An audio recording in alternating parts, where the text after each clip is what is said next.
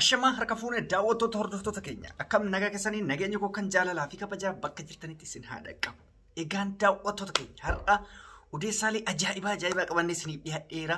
Salphinoota bilxiginnaa har'a mudate akkasumas immoo haalli biyyattiin keessa jiru haalli nageenyaa fi kanneen biroo qabannee isiniif dhiyaanneerra hamma xumuradhuma qophii keenyatti nu waliin turaan affeerraa keenya.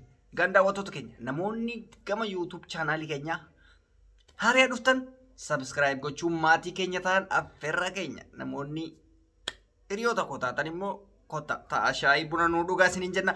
Odeeffannoon irra qabannee isiniif dhiyaanne odeeffannoo jajjabaadha. Akkuma beekamu bilxiginnaan yookaan Addisuu Araggaa Qixxeessaa kan jedhamtu namichattiin hin beektanii walumaa galatti bilxiginna maa jennuuni Addisuu Araggaatu yaame hiriira guyyaa kaleessa bilxiginnaan hiriira nagayaa jettee yaammatte qeerroo fi qarree Oromiyaa hiriira nagayaa kan dhukaasan qabne kan du'uun hin jirre kan firiidamiin akka barbaadetti kan irratti iyyitu maaliif mootummatu hiriira sayyaa waan ta'eef hiriira mootummaa yaame namni si jeesu hin jiru ka namni biraa humna itti si ajjeesus hin qabu kilaashii hin qabu hooma tokko hin qabu hiriira nagaa kana isaanii kana yoo baate nagaan galtee baata jechuudha akka gizee agartee warri falmitoota yookaan immoo warri mirga ofii kabachiisuuf yaamu rasaasa nama waddanii nama ajjeesanii sun hin jiru kun hiriira nagaati. Garuu qeerroon Oromoodhaa hin salphetti bilxiginnaan ima salphatte har'a salphina guddaa salphatte jechuudha. Maaliif salphatte? Qeerroo fi qarreen Oromiyaa sodaa rasaasatiif miti yookaan onnee rasaasatiif miti kan duraan hiriira ba'aa turte.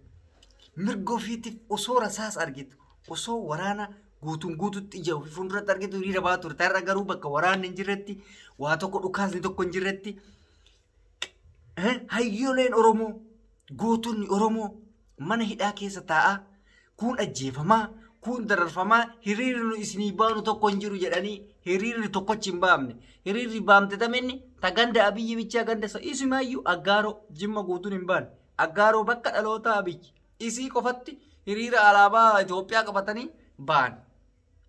Nageenya jechuun hiriira nagaa naabay jechuun nama nagayaa mana hidhatti naqanii nama nagayaa ajjeesanii warra akka artist Haacaaluu Hundeessaa nama nagayaa kararraa fuudhanii ajjeesanii Jawaarfaa kararraa fuudhanii hidhanii Baqqalaafaa kararraa fuudhanii hidhanii hiriira nagaa naabaan sheemin isaan hin qabu.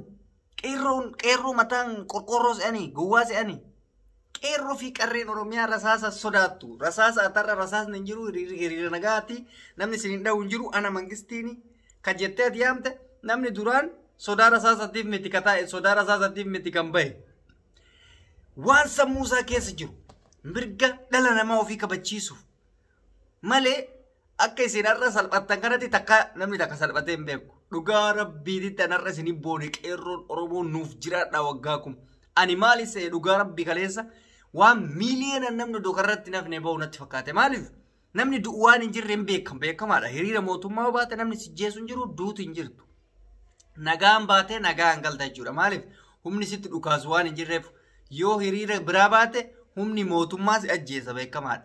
So hiriira ajjeechaa hin qabne kana qeerroo fi qarreen Oromiyaa tuffattee diddeeman ofiitti taa'uun isii hedduu nu boonse dhugaa rabbiititti. Gootonni mana hidhaa keessatti ati hiriira nagayaa kamnu yaamta kan jedhu itti dhagaame qarree fi qeerroon Oromiyaa boona hin jirre yookaan onnee hin jirre nutti uumtanii jirtanii baay'ee galatooma waggaa kuma nu jiraa dhaaboo qeerroo fi qarreen Oromiyaa hanga isin jirtanitti nuti waan taanu hanga isin jirtanitti Oromiyaa waan taatu hanga isin jirtanitti isiniin boonuu malee isinitti salphannu abo dhugumatti qeerroo fi uummata Oromoo fi Rabbigii abdadhee gala kan jedhe Jawaar har'a agarsiiftanii jirtan maaliif osoo har'a hiriira kan baatan taatanii baay'ee isinitti salphannaa baay'ee rifanna ture maaliif goota keessan mana hidhaa keessanii hiriira bilxiginnaadhaa baatanii jenna ture garuu har'a akka san hin jenne qeerroon guutuu Oromiyaa kutaan 11 osoo takka mana ofiitiin bahin nagaa mana ofii oolte jechuudha bilxiginnaan akkasii salphattee kan kutaa kan magaalaa Aggaaroo takkatti qofa olii gad oofaa jirti isumaayyuu wanni baameef kan Aggaaroo sun wanni baameef ilma ganda isaati waan ta'eef sheemidha nama saalfachiisa amma ilma ollaa kiyyaatti raafuu saalfadha Jimmaayyuu guutuun hin baane Aggaaroo gartanii bakka inni itti dhalate warra bashaasha ganda san qofatu bahee jechuudha. So kuni qeerroo fi qarreen Oromiyaa maal akka ta'e guututti arginee jirra jechuudha. Waggaa kuma nuu jiraadha. Dhugaa rabbiititti nu boonsitanii jirtan. Dhuguma waadaa Hacaaluu nyaanne, waadaa Jawaar, waadaa Baqqalaa hin nyaanne, waadaa gootota Oromoo warra mana hidhaa keessa jiranii hundaatu hin nyaanne jechuudha isin. Har'a waadaa keessan guuttanii jirtan. Baay'ee isin jaallanna, baay'ee isin kabajja. Kana boodallee rasaasni isin dha'u hin jiru nu isin duuba dhaabbanneetaniin isin deeggarra tarsiimoodhaan masakamtan inshaallah. Tarsiimoon bakka hin jirretti yaa'u baatanii rasaasan ofiin reebinaa isiniin jenna. Kun akka isin nu jala waa tokko taatan hin barbaannu. Kun waan baay'ee namatti toludha jechuudha.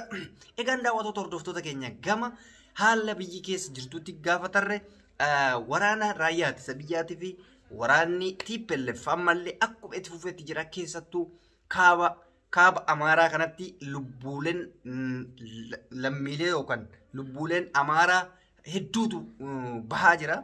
Guyyaa kaleessaa qofa naannoo Amaaraa keessaa boolla keessaa kan guurame nama 243 waan akkasiitu reeffi isaanii guurame jechuudha. Kan wannoon ajjeese adda bilisummaa uummata Tigraay kan ajjeese jechuudha.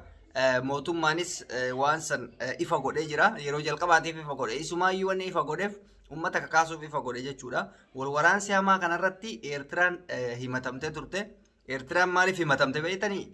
Tigraayitu himatee gaafa Tigraay himattu iwaakkatanii guutuun guututti lolli kun lola waloo keessatti waan ta'eef anan ilaallatu jedhee jira. Isaayyaas Afawarqi gootumaan guututti nan ilaallatu jedhee lolli odeeffannoo kana BBC Afaan Oromootirraa hin fudhe. Baay'ee biyyattiin haala hamaa keessa akka seenaa jirtullee addunyaan haasa'aa jirti. Nuti salphisnee alaalluyyuu malee gaagaama cimaaf uumamaa jirti. Maalis morka kanarratti mootummaanis morkiidhaan deemaa jira. Tigreenis morkiidhaaf deemaa jirti. Waan ajaa'iba ibsa kaleessa Dabratsiyoon Gabra Mikaa'el kenne irratti ibsa mootummaan naannoo Tigraay kenne irratti maal jedhaa ture? Amma dura nuti waraana raayyaa ittisa biyyaa ofirraa qolataa turre malee waraanni raayyaa ittisa biyyaa ka ofii kennaa ijaarree waan ta'eef hin rukunnu jechaa turre. Amma garuu gama tarkaanfitti ceenaa jedhe. Gaafa gama tarkaanfitti ceenu jedhebbo. Takka Finfinnee takka Gondariin asuma teennee dhoofna jedhe waraana humna guddaa qabna. Waan isin ajaa'ibu dhahuu danda'an dhuguma maaliif waraanni yookaan kaampiin dhiyoo kana isaan booji'an sun baay'ee guddaa humna biyya alaatti as biyya teettee biyya alaa dhahuu dandeessudha qaba of keessa. Amma gaafa jarri Gondariin dhoofte biyyattiin haala hamaa keessa galti. Maaliif mootummaa uummanni Amaaraa mootummaadhaan si turu dhoofsisee jedhaan dirqama Tigraayitti dhahuu hin danda'an. Amaara irraa Tigraayitti dhahuu hin danda'an. Wanni isaan qaba uummanni Amaaraa wanni isaan qabatan maaliin mootummaa kana deebi'anii qabatan jechuudha. Gaafa san rakkoon uumamu kan mootummaa ta'a. So mootummaan osoo danda'amee amma jaarsummaa amma ta'ameef kana dafeetti ni fudhate gaariidha. Hoyi amma raayyaan ittisa biyyaa irra oollaa maal jedheetiin sodaachisuun kun waan hin fakkaanne. Ila Tigraay wanni cabsuu ni danda'u jiraate yoo diinagdee baajata adda addaa irraa kutee cabse malee waraanan cabsuun hin ulfaata. Maaliif isaan deeggarreetti miti. Jarattiin ganama nyaachifatte. Ganama akka malee meeshaa guuratte laal. Haqa dubbatuuf malee kun deeggarsaa fi xallachiin wanaa diinaa akka ta'e isinitti himee jira. Dantaa jaraa hin qabu. Meeshaa akka malee kan qabu Tigraay waan isin ajaa'ibu keessaa. Humna guddaa qabdillee. So diinagdee qofaa yoo cabse biltiginnaan irra ooluu danda'a jechuudha. Waan inni ajaa'ibu immoo biltiginnaan tun hojiin isiin nama dhibaawan. Finfinneetti reeffa Mallas Zeenaawii warqii uffistee eegduun isaatu mallaqa birrii guddaa nyaataa Tigraayin achii waraanuun waan nama dhibuudha. Silaa waan kana dhaabanii gaariidha. Biyyi yoo nagaa taate irra barbaachisaadha. Egaan daawwattoota keenya dhuma irratti waan isiniin jedhu yoo jiraate biyya Saudi Arabiyaatti balaan ibiddaa ka'e wayii miidhama uffata baqattoota irraan ga'e maal ka jedhu wayii odeeffannoon na bira ga'e rabbi isin haa eegu isiniin jedhee bira dabruu barbaada. Daawwattoota fi jaalatamtoota hordoftoota keenya egaan qophiin har'aaf qabannee isiniif dhiyaanne kana fakkaata. Qophii biraatiin amma walitti deemnutti turtii gaarii isiniin jedha. Namoonni chaanaalii keenya faaraa taatanii dhuftan subscribe gochuun maatii keenya ta'a. Achumaan turtii gaarii isiniin jedha. Fayyaa naa ta'a.